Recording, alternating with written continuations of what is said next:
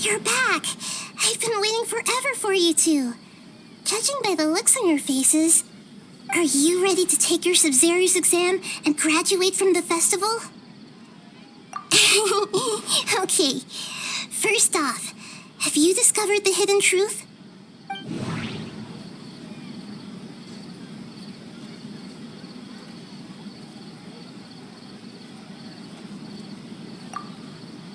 All the bizarre spaces I saw outside the city had one thing in common: a lack of human presence.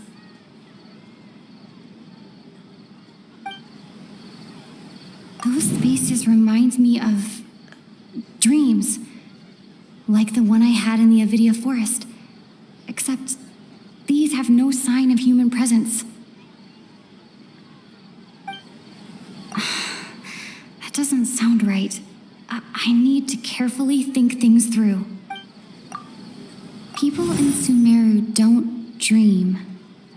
What a strange phenomenon.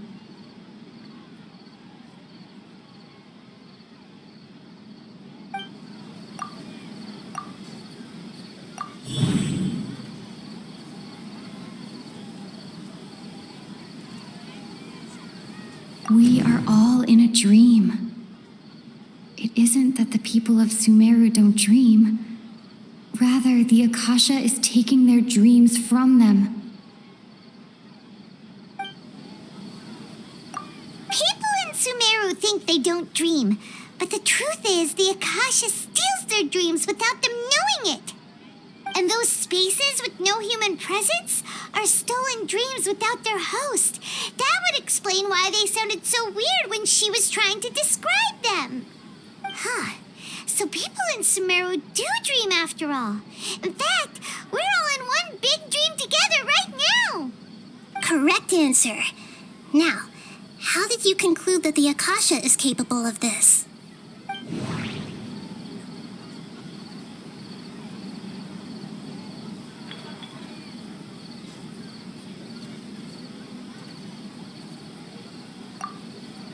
The Akasha relies on the power of a gnosis to operate. It is the manifestation of the God of Wisdom's power. It compiles the wisdom of the entire populace. And it grants knowledge to the people. That doesn't sound right.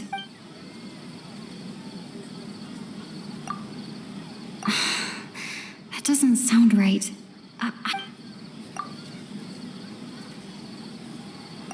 Oh, okay. Those dream-controlling creatures in the forest also get their power from the Dendro Archon, right? That would explain why the Akasha has the ability to control people's dreams, too. But is stealing everyone's dreams really how the Akasha compiles their wisdom? Isn't there anything more to it than that? Dreams are fantastical, complex, and full of imagination. People's brains are the most active when they're dreaming. In other words, dreams are rich bundles of human wisdom. So, in other words, the complete opposite of how Hypatia understood it. Paimon remembers her saying that the sages think dreams are foolish delusions, and the fact that no one dreams is a blessing from Greater Lord Rukkhadevata. So it was all a dirty trick? The real story is that the sages from the academia are using the Akasha to steal people's dreams for their own use, huh? Oh? By the sounds of it, you understand the current situation pretty well. So then, what about the samsara?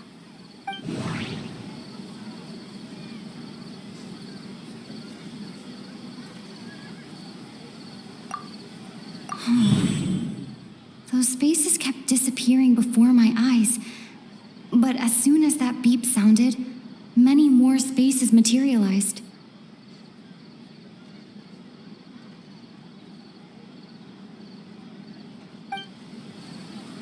Those dreamscapes kept vanishing.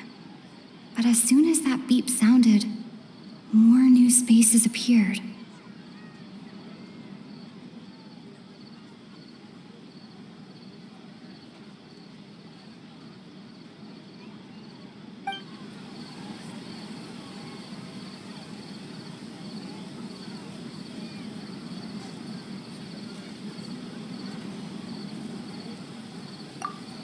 The beep is a prompt tone for Akasha operations.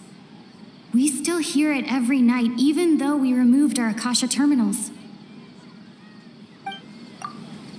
Grand Sage said, go celebrate the birth of that god to your heart's content.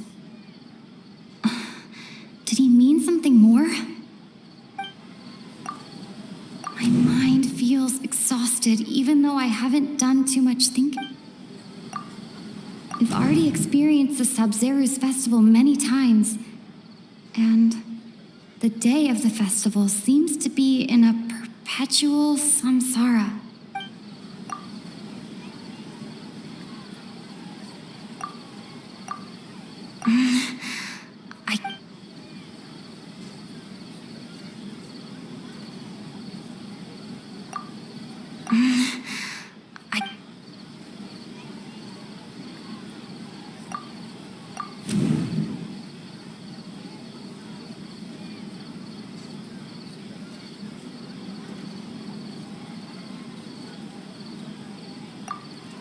Correct. The Akasha is keeping each person's brain in a constant dream state, but also separating their consciousness from their own dream. Their disembodied consciousness is placed inside the collective dream of the Sabzeruz festival along with everyone else's, while their now vacant dreams are harvested by the Akasha. No one is any the wiser as another day passes in the dream, and so begins another samsara cycle. People wake up to yet another dream about the Sabzeruz festival. The dreams that belong to them are once again harvested by the Akasha, and so it continues. So, this is like a dream factory, and the Akasha is a dream harvesting machine. Did Paimon get that analogy right? Very good, Paimon. Using analogies well is an excellent habit to get into. Okay. So that beep we keep hearing is actually from our real-life Akasha terminals. Taking off our terminals in this dream doesn't do anything. All right, last question. Who am I?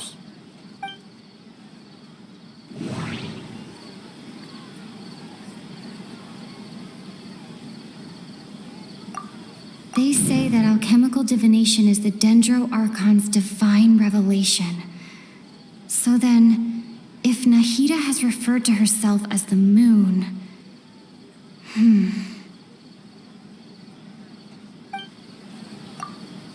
Now that I think about it, wasn't illusions a hint that we're all dreaming? Now that I think about it, wasn't illusions hinting at the sage's deception of Sumeru's people?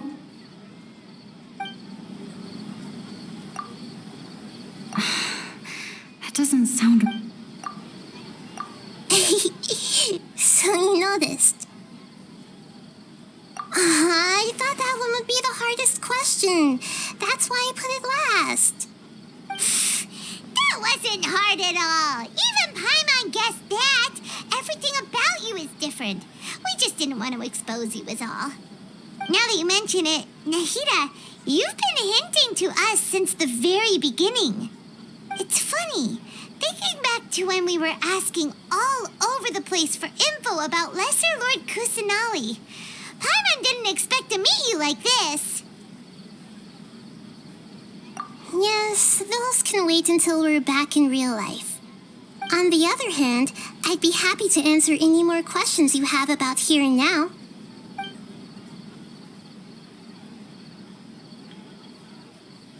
You asked me this question before. My answer was, it would literally blow your minds. Now that you know this is all a dream, this answer should hopefully make more sense. Have you heard the saying, don't wake a sleepwalker? Likewise, if someone suddenly had told you all this instead of you learning it on your own, your notion of reality and dream would be thrown into irreversible confusion. I couldn't expose you to that kind of risk. That's why I could only give you very subtle hints and some suggestions. Long story short, I'm really sorry I had to keep you guessing.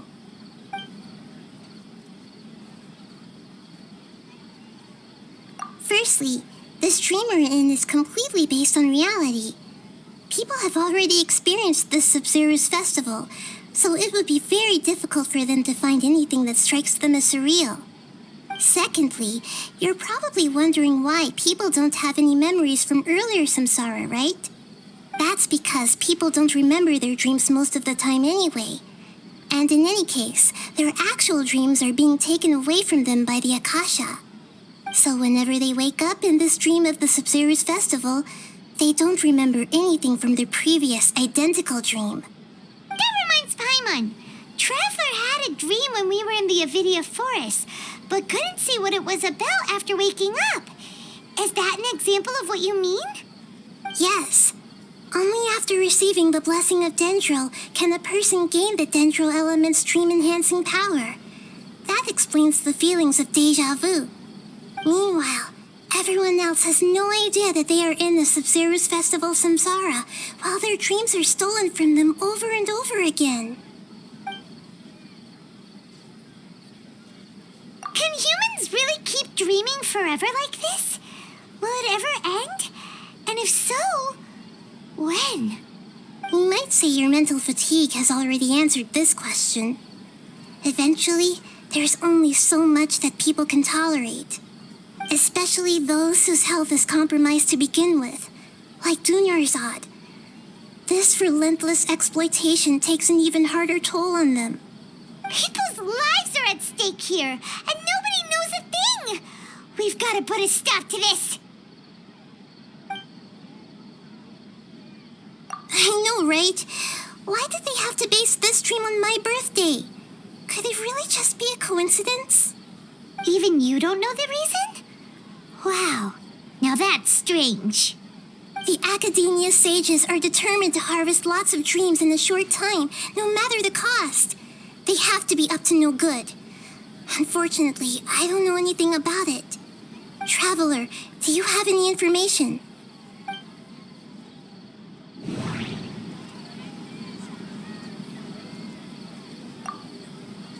Grand Sage said, go celebrate the birth of that god to your heart's content. Did he mean something more? Those spaces remind me of dreams, like the one I had in the Avidia forest. Except these have no sign of human. Okay, Nahida said, the Akasha relies on the power of a gnosis to operate, as it is the manifestation of the God of Wisdom's power. It compiles the wisdom of the entire populace, and it grants knowledge to the people. That doesn't... Celebrate the birth of that god? Could it mean...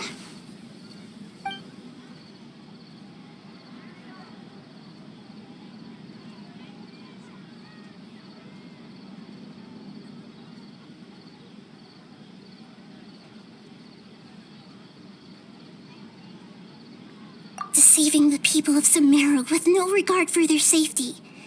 No matter what they're trying to do, this is unforgivable. After we end the Sub-Zero's festival samsara, we have to look into them. How can the sages of the Academia do this behind their Archon's back? This is ridiculous! In the end, I'm just the moon. The real sun is long gone. A sun and a moon? Nahida's talking in riddles again.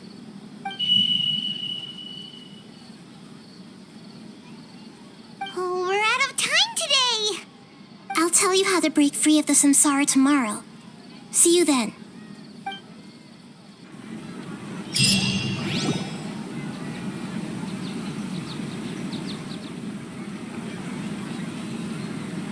Good morning, Nahida.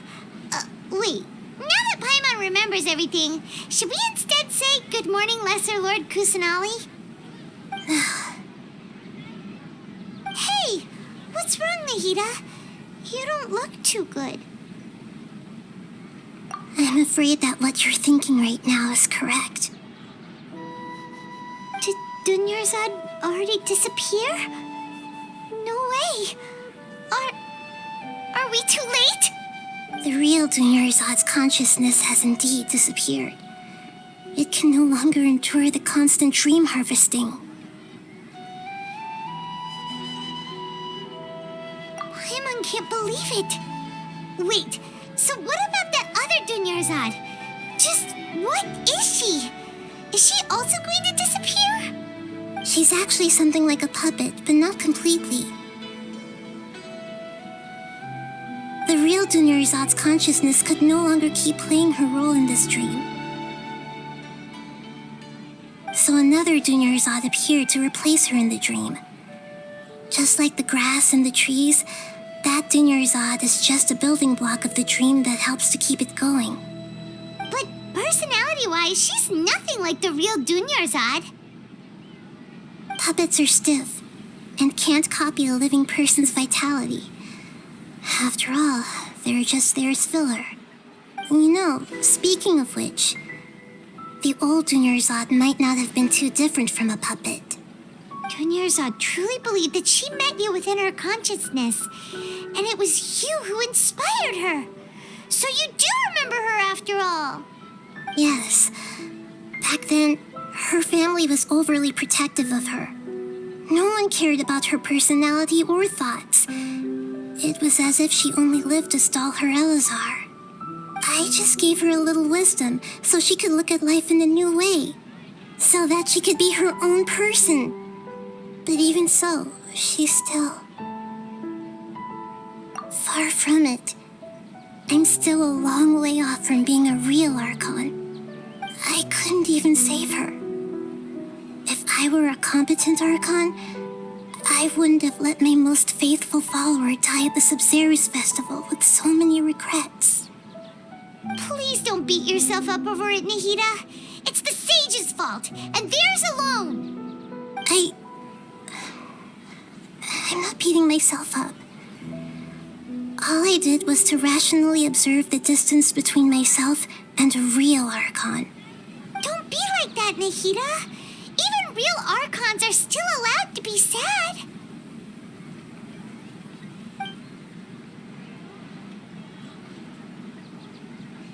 To prevent more tragedies like this, we must end the samsara as soon as possible. Great, but how do we do that? Although the Sub-Zerus Festival dream is under the Akasha's control, only humans can dream. Even the Akasha is unable to create them. That means this dream belongs to a host who created it.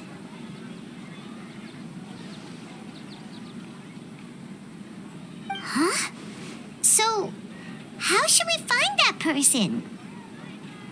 Well, if this is someone's dream, then everything here must come from deep within their consciousness. Which means, with the power of imagination, they can change anything in this dream. Imagination? What do you mean by that? Imagination means breaking through what you perceive as normal. Like when the server at the tavern brings a plate to you, you'd naturally assume that food is on it. However, if you're the dream's host and you become aware that you're dreaming, when you imagine gold and more on the plate, the dream will respond in kind, and the server really will bring you gold and mora. But right now, our host is unaware that this is a dream. No matter how many times they're served, it will always be food.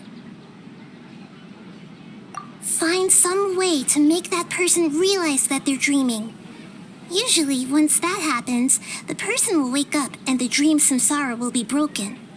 How are we going to find them, though? If it could be anyone, it'd be like looking for a needle in a haystack. And even if we did find them, how are we supposed to make them realize they're dreaming? After all, like you said, don't wake a sleepwalker. It's extremely difficult, yes. But the only ones who can do it are you two. Remember, everything you've achieved up to this point has all been for the sake of finding the host and ending the samsara. As for me, during this time, I'll be out of town. Out of town? Are you going to that place full of dreams where the traveler went? Yes, I want to try something. There must still be a small wisp of possibility. Naringo, dreams are supposed to be fantastical, romantic, and full of pleasant surprises. Unnecessary things like this samsara need to end. Paimon's still a little upset that we've come this far only for Dunyarzad to... She was such a good person, with such a simple wish. But fate was against her. Yeah, saving Dunyarzad is what kept us going this whole time. But we mustn't lose hope, Traveler. Dunyarzad would definitely want to see us save everyone else. So let's break the samsara for her sake. Paimon's wondering, do you think the sages would get one of their own to be the host of this stream? Feels like it would be easier to control it that way, no?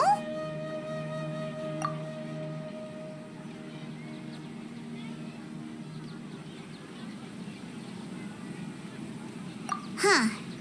That's true.